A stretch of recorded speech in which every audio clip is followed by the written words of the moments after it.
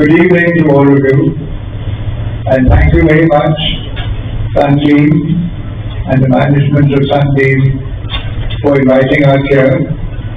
And thank you, Education World. It's such a pleasure to be in the company of a great stalwart like Philip, whom I've always looked up to, and who has led a movement in education in India. Education World is the organization which has brought transformation in our schools. It has helped us understand our strengths and our weaknesses, and has spurred us on to try and overcome our weaknesses and become better. And I think this can best be exemplified as far as Philip and his team and so on are concerned by the number of organizations that are now emulating what Education World has done.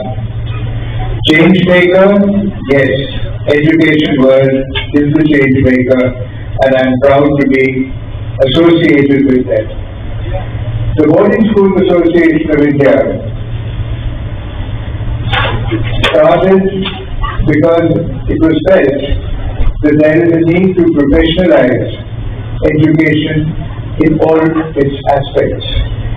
If you look at the top, you look at the management, a lot of the people who have started schools need advice, and Boarding School Association is there for it.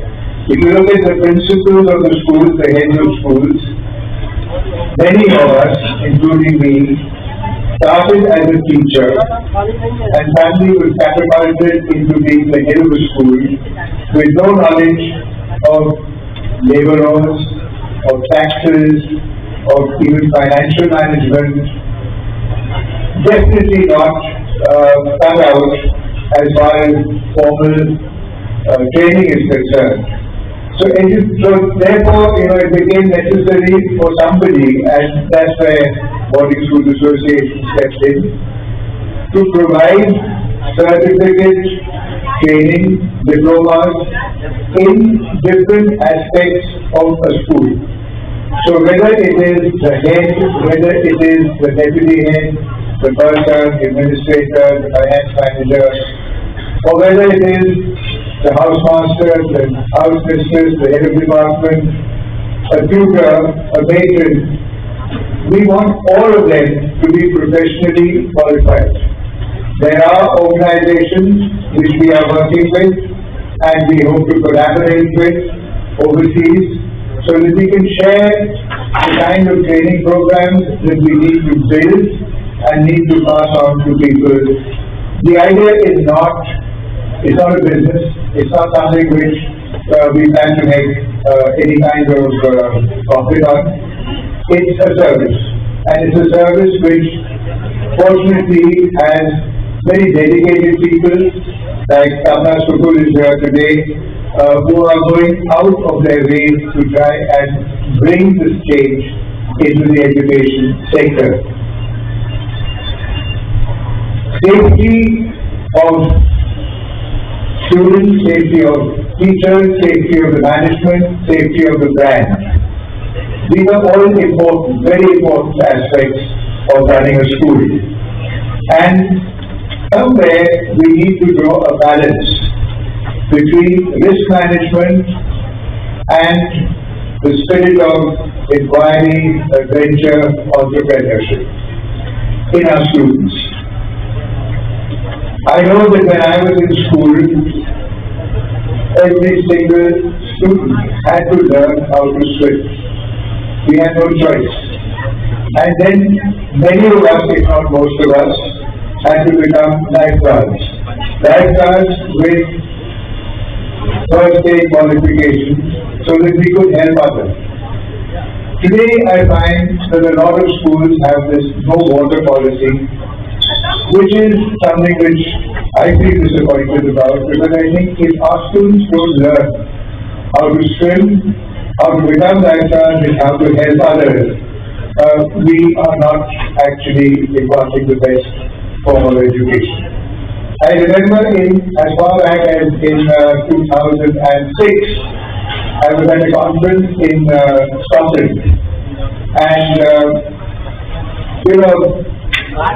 we had to choose one adventure activity. We all, adults I'm talking about, the students of course were doing their own thing, and I chose to go fishing, angling. And I was told that you can not go closer than a certain distance from the lake, and there will be one person who is qualified lifeguard who is going to be standing between you and the lake. So I was wondering, how am I supposed to be fishing if this is the case? If you look at what's happening in Britain today, when children go for an outing, like even if one child has to be taken on a walk, two teachers have to accompany him or her. The idea is that if one person gets injured, there will be the second person to stay with the injured person and the third person to go and get help. I think we are stretching it too far. Risk management, James Gray was the person who put up the whole thing together and formed the SOPs and formed the Bible of risk management. She's a dear friend of mine, but I think Britain has taken it to an extreme, and we have actually thrown out the baby with the bathwater. So we need to look at what is the balance that we want to provide: safety and the spirit of adventure. How do we find this balance? And I think that we need to look at the committees, the compliances that the government has formed after great thought. And I'll give you an example again. If you take the committee on complaints of sexual harassment, it is mandatory that the head of the school cannot be part of it. Because if the head of the school is part of it, then who is the appellate authority? It is mandatory that the composition of the committee has to be up on the notice board, on every notice board of the school. I have not seen it anywhere. If something goes wrong tomorrow, then we cannot plead ignorance. We must know what the law says, what the compliance is required, so that we are absolutely sure that we are doing the best for the safety of our students, of our staff, and of the brand. And how does the responsibility and liability rest with a school which has a brand, which has gone in for branches, which has gone in for franchises? Who is the person? If you are taking on a contractor and the contractor is not complying with what he is supposed to do, who is responsible? The head of the school, the board, or the contractor? And these are all questions that we need to look into.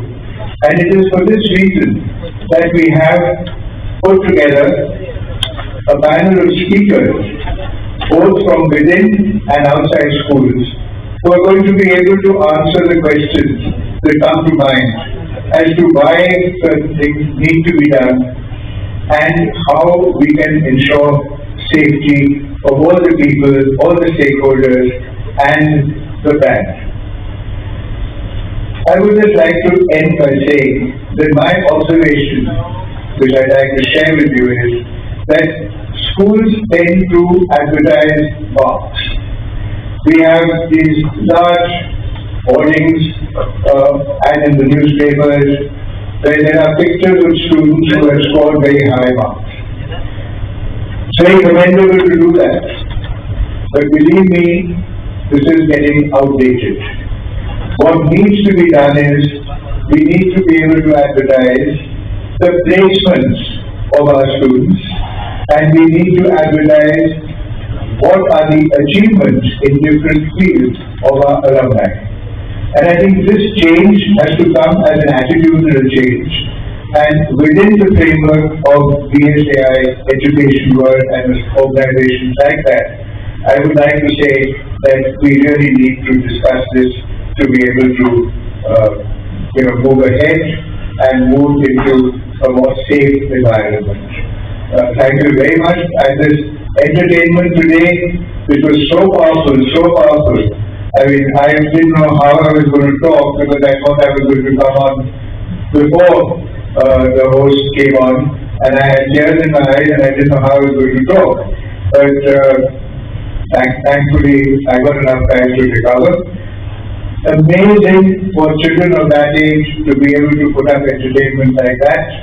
Congratulations to Sunbeam, to Varuna, and to all the teachers and students who were involved. Thank you very much. Jai Hind.